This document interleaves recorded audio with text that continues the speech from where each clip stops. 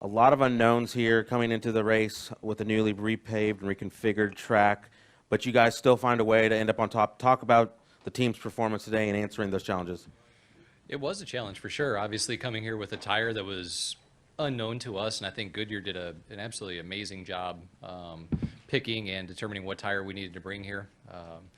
The track surface, obviously, an unknown, and then just the topography of the track, completely new and unique to honestly any racetrack we've got in the series right now. So coming here, we knew that it was going to be a challenge. We didn't have any data from the racetrack. We didn't know how to set up our simulation, so we had to do a lot of it kind of old school, and really worked out well. Was very, very impressed with the way the racetrack began to take rubber. Very impressed with the way NASCAR and everybody here at Texas Motor Speedway worked throughout the course of the night to get the groove widened out. And the track really got pretty racy there at the end. I think we saw some guys on the outside be able to maintain their position or even take the lead on restarts there towards the middle portion of the race and then to the end. So it was a good weekend. It was a lot of fun to be able to come out here and race with this new racetrack. Go ahead and open up questions. We'll start with Jerry Jordan over here.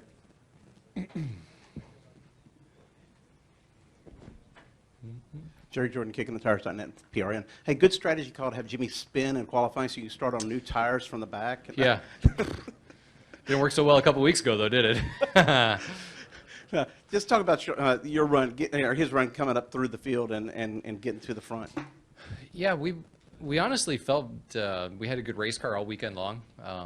Lowe's Chevrolet came off the truck really pretty good. He was very comfortable with the race car, which was very encouraging throughout the whole weekend. It's unfortunate that we spun out qualifying for sure. I think we would have qualified in the top 12, no problem.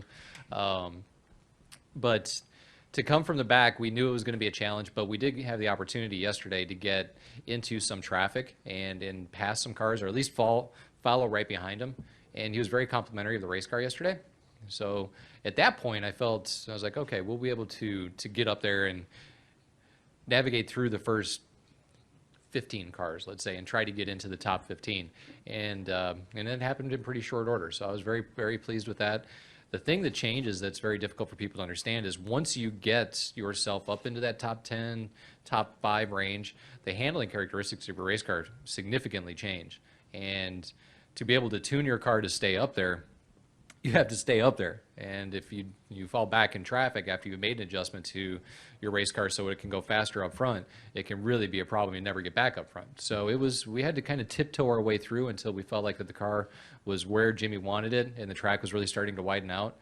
But, man, once I guess we had that pit stop about 180 something-ish. I don't remember exactly the number right now.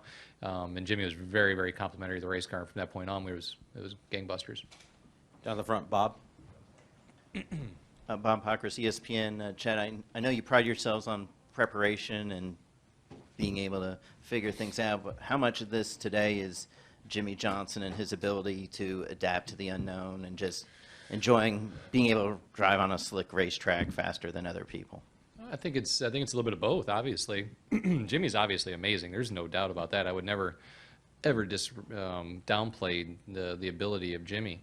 But, Jimmy couldn't do it without Cliff Daniels and Ron Malik and Julian Pena and, all of our engineers and all of our mechanics. So it took an awful lot to get exactly what we wanted underneath the race car. Greg Ives and I and everybody in the 4888 shop, we really dug in pretty deep this week to bring these race cars out here where we thought we needed to do when we maybe didn't have the performance that we needed, the last couple of weeks. So I think we brought faster race cars, and when you have a faster race car, it's easier for the driver to drive, and it's more forgiving for him to get himself into a position where he's not maybe as comfortable as what he would normally be. So it was a total team effort. Coming down the front, Holly. We kind of laughed about the fact that what you had to do to win this race, but that's exactly what happened at Homestead. Is there any sort of maybe subtle mindset that when you guys are pushed farthest back against the wall that you bring a little something extra that obviously others aren't having? Yeah, I think there's a little bit of vintage 48 in that. It seems as though we have in times of turmoil and distress managed to get some pretty solid finishes with the 48 car, and I think that's a true testament to Jimmy and his ability to not get to waver. Like, he doesn't get spooked. He doesn't get too crazy. He keeps his calm. He's very calm in nature, as we all know. So him being able to do that and allowing us to work on the race car the way that we need to without panic setting in, I think there's definitely an element to that. We love a challenge. Sometimes we do it to ourselves, but you know, starting last is not what we wanted to do, but it definitely showed up okay. Down here, Brant.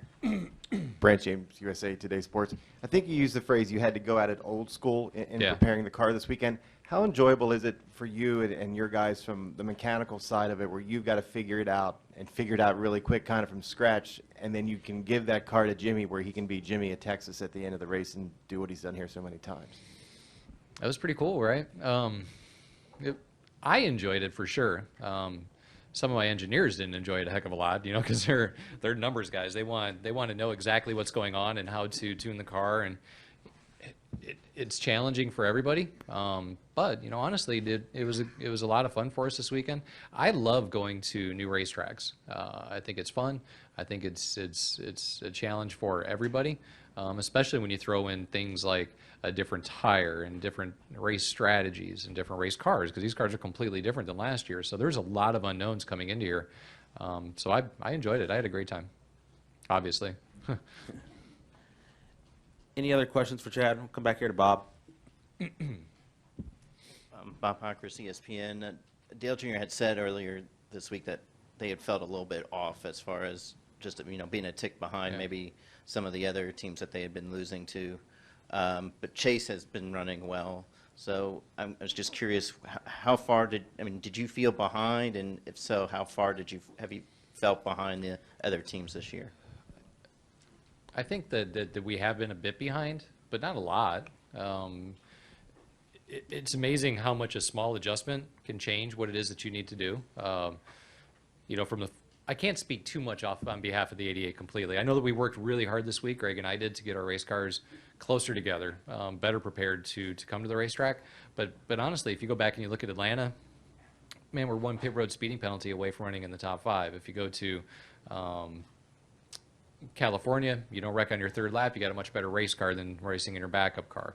Las Vegas, same thing. You know, a little bit bad pit stop, pit road speeding penalty, takes you out of the top 5. So I don't think that we're necessarily as far off as what people might say or might have thought. But we did need to improve, and we did. You know, the other thing you have to realize is once we check out and we go out to that West Coast swing, it's very difficult to make improvements on your race car because, just quite frankly, you're not there.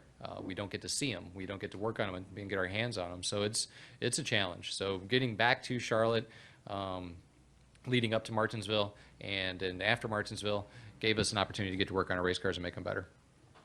Let's go to Jeff, and then we'll go to Kaylee. Jeff Gluck from jeffgluck.com, Chad. So at the end of stage 2, you had a decision of whether to try to go for the stage win Yep. or get the track position. Obviously, it ended up working out for you. It didn't work out for Blaney the same way. How will you guys judge that in the future? Were you happy with your decision at the time? I was at the time until we finished second. And then when we were 20th, I was mad again. But then when we were about 8th, I was okay again. So it, you know, you go through all those emotions as all you can do is make a decision and then adjust to the decision you make. Obviously, as soon as we pitted, and I felt pretty sure we were going to be about 20th. I knew it wasn't going to play out to our advantage, but I was very confident that our car was going to be able to drive back through traffic. But as soon as it happens, you get a big pit in your stomach. You know that the race is winding down. You know that people are going to be more difficult to pass.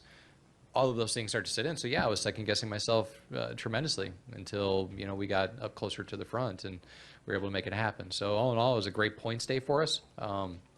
Second stage points right there was great. We really needed that, you know, and I would have loved to have won that stage. It would have been a first for the 48 to win a stage. It would have been fun. Go over to Kaylee. Yeah, the talk at this track before this race 10 years ago was that there'd never been a repeat winner here. And then Jeff Burton went on to win the April race, and you and Jimmy went on to win the November race. Now you've won 7 of 20 and 6 of 10. Yeah. What accounts for that kind of dominance, really, over the last 10 years? Clearly, there's a huge portion of that has to be put on Jimmy's shoulders, obviously. You know, I mean, he's He's carried it. He's done a great job. He's been adaptive. The cars have changed. The tires have changed. The track surface has changed. But honestly, I think it's our teammates. You know, we work really hard to go to every racetrack as good as we possibly can to win.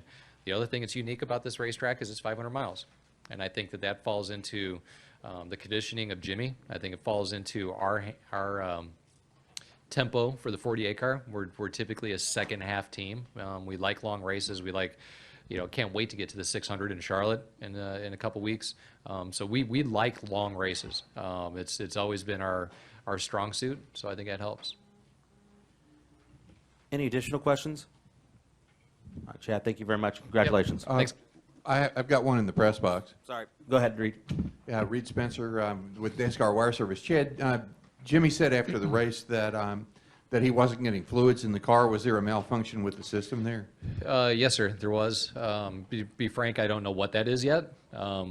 We we got to look at it and see what's happened there. I really don't know. I can't comment on it too much because I don't really know what happened. Jimmy felt like that it was an isolated situation, but I really don't know a heck of a lot yet. He was hot after the race. You know, he's pretty tidy, lean, neat guy, and you know when things get hot, he can get hot pretty quick. But we got him cooled off, and he's looking good. He's ready to go have a weekend off, like the rest of us. Any other questions from the press box? Ma'am?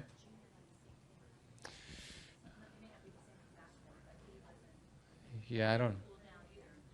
Yeah. We'll see. We'll have to look at it. Obviously, our driver's safety and their comfort is very important to us and everybody at Hendrick Motorsports. So we'll get to work on it. We'll get it figured out. Thank you, Chad.